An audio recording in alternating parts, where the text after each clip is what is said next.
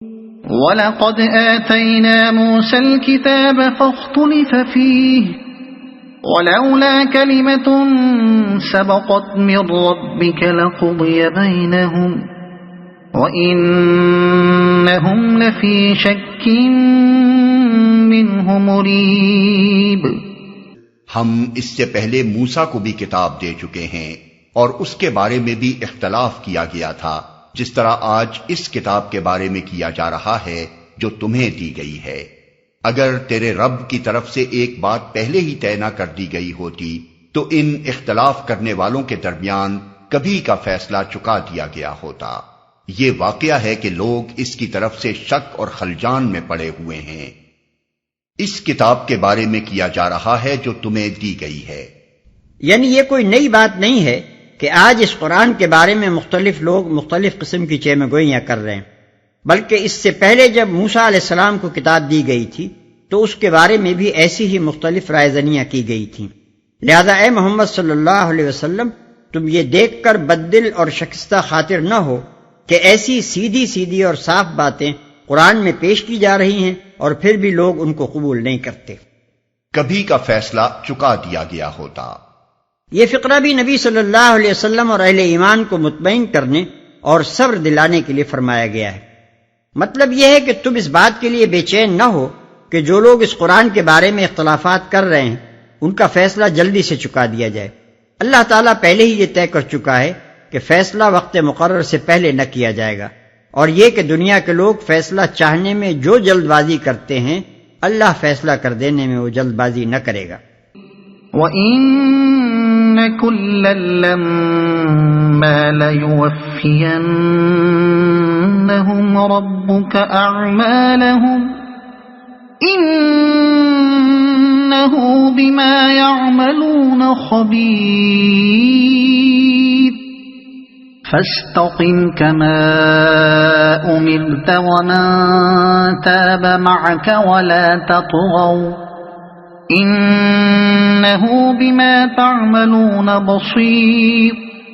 اور یہ بھی واقعہ ہے کہ تیرا رب انہیں ان کے اعمال کا پورا پورا بدلہ دے کر رہے گا،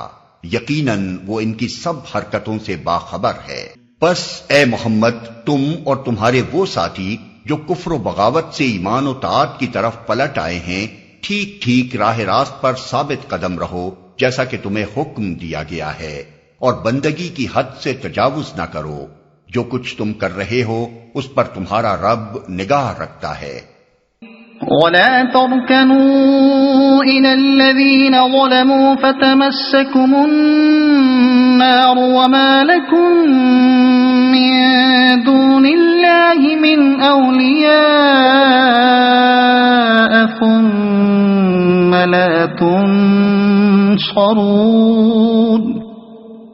وَأَقِمِ الصَّلَاةَ طَرَفَيِ النَّهَارِ وَزُلُفًا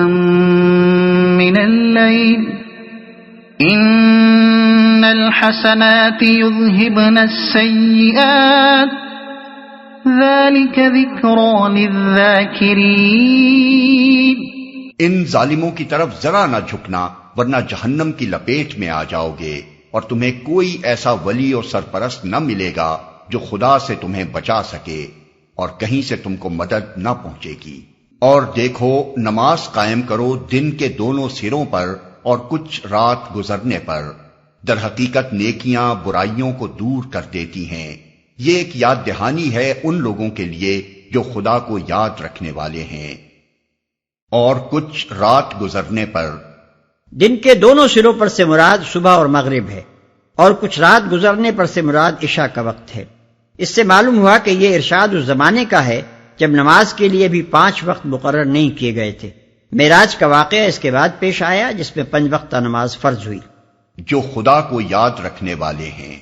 یعنی جو برائیاں دنیا میں پھیلی ہوئی ہیں اور جو برائیاں تمہارے ساتھ اس دعوت حق کی دشمنی میں کی جا رہی ہیں، ان سب کو دفع کرنے کا اصلی طریقہ یہ ہے کہ تم خود زیادہ سے زیادہ نیک بنو اور اپنی نیکی سے اس بدی کو شکست دو، اور تم کو نیک بنانے کا بہترین ذریعہ یہ نماز ہے جو خدا کی یاد کو تازہ کرتی رہے گی، اور اس کی طاقت سے تم بدی کے اس منظم طوفان کا نہ صرف مقابلہ کر سکو گے بلکہ اسے دفع کر کے دنیا میں عملاً خیر و صلاح کا نظام بھی قائم کر سکو گے۔ واصبر فإن الله لا يضيع أجر المحسنين فلولا كان من القرون من قبلكم أولو بقية ينهون عن الفساد في الأرض إلا قليلا ممن أنجينا منهم واتبع الذين ظلموا ما أترفوا فيه وكانوا مجرمين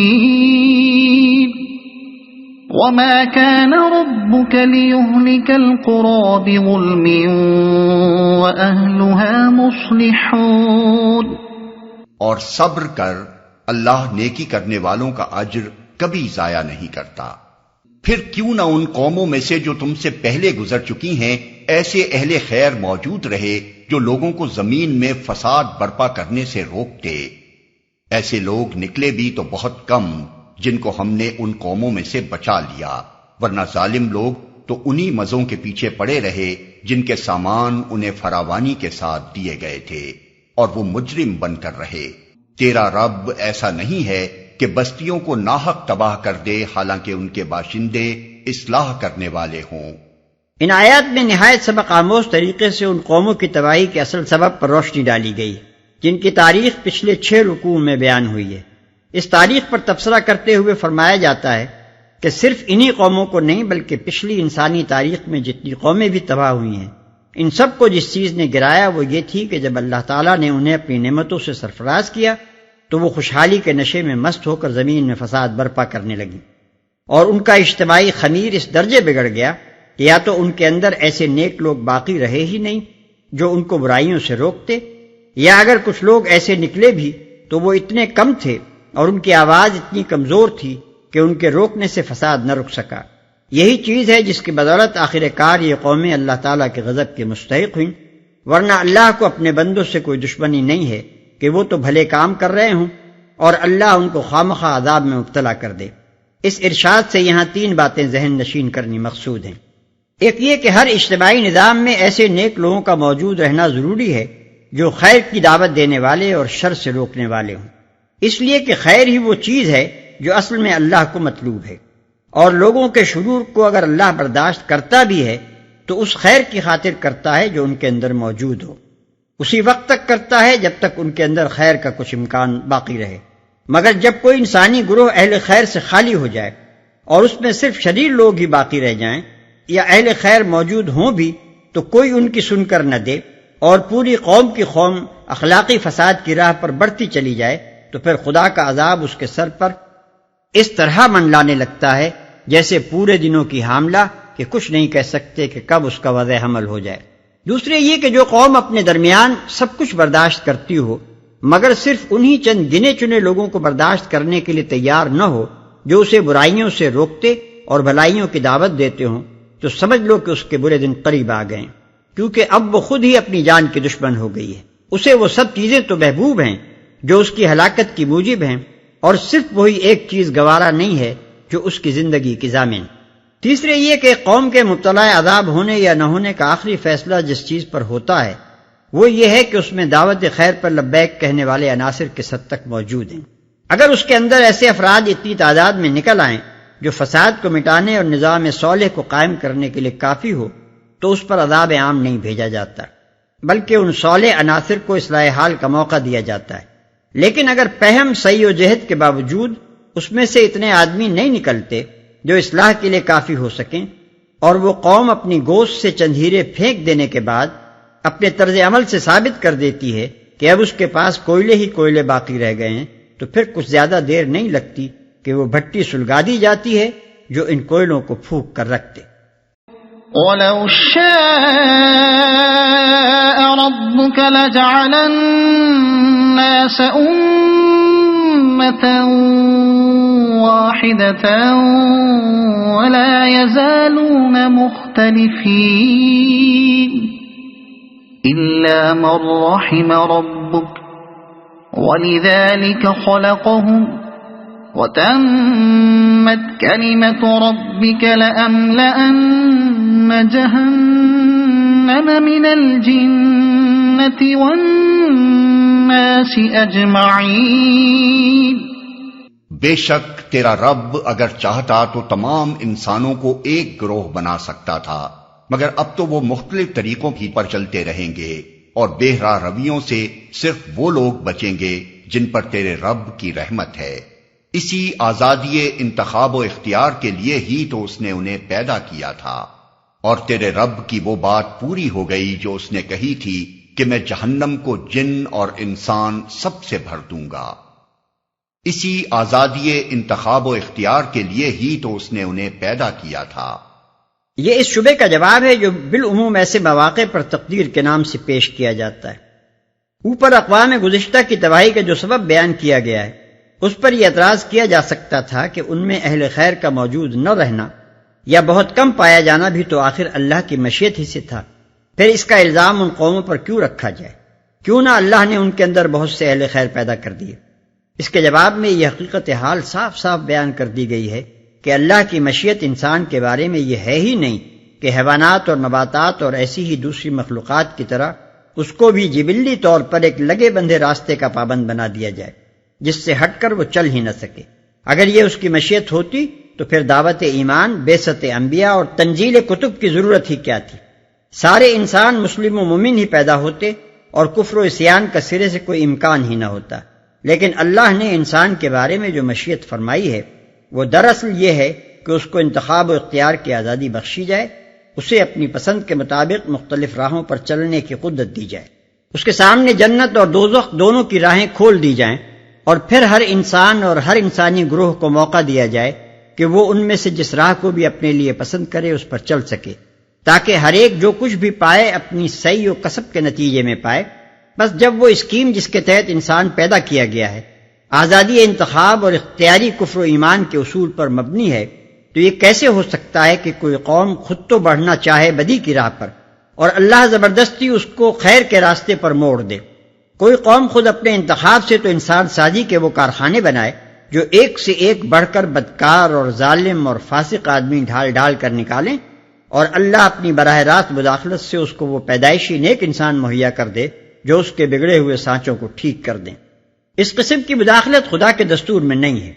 نیک ہو یا بد، دونوں قسم کے آدمی ہر قوم کو خود ہی مہیا کرنے ہوں گے. جو قوم بحیثیت مجموعی بدی کی راہ کو پسند کرے گی، جس میں سے کوئی معتد بے گروہ ایسا نہ اٹھے گا جو نیکی کا جھنڈا بلند کرے، اور جس نے اپنے اجتماعی نظام میں اس امر کی گنجائش ہی نہ چھوڑی ہوگی کہ اصلاح کی کوششیں اس کے اندر پھل پھول سکیں،